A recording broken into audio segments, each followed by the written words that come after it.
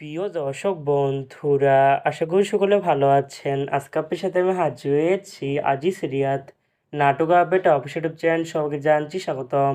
আজকে আপনার সাথে যে নতুন এক নাটক নিয়ে হাজির হলাম, সে নতুন এক নাটকটির নাম হচ্ছে মিস্টার বাদল।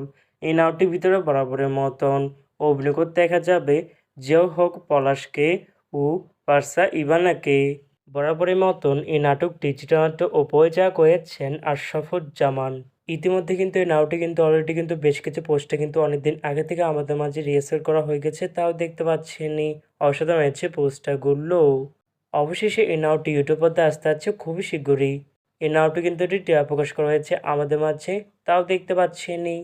নাটকটি ইউটিউব পর্দায় দেখতে চোখ রাখতে হবে ঈদের দ্বিতীয় দিন, মানে 22 মার্চ রবিবার সন্ধ্যা 7টায় শুধুমাত্র সুলতান এন্টারটেনমেন্ট এর অফিসিয়াল ইউটিউব চ্যানেলে।